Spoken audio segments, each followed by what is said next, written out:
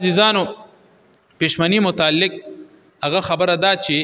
اذان چې کم دی اذان دا د پښمنی د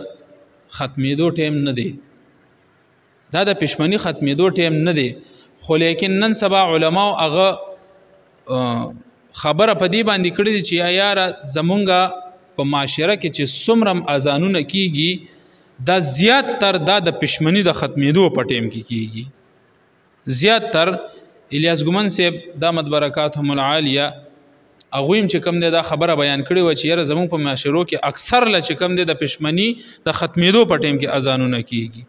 خو لیکن عزیزانو بیا هم احتیاطاً د اذان نه 15-10 منټه مخکې خپل پښمنۍ بندول پکار دي لکه نن سبا روټین متعلق زمونږ په معاشره کې په 4:23 4:22 باندې چې کم دی سحر هغه پښمنی هغه اذان چې کم دی هغه کیږي نو احتیاطاً بهتره خبره دا ده چې آیا په باندې 10 منټه د پاسه 4 بجې دی ټیم کې پښمنۍ بندول پکار دي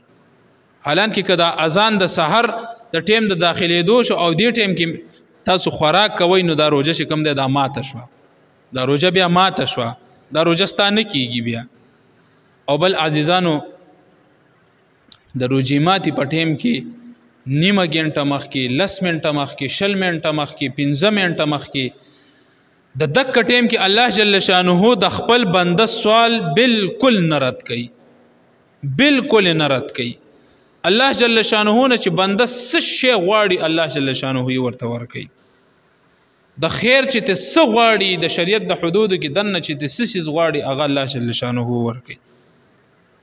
او د کم سیز د شر نه پناه غواړي هغه ته الله جل شانه دغه سیز نه هغه ته پناه ورکوي لګي نو عزیزانو دا موقع دي دا میاشت 13 بشي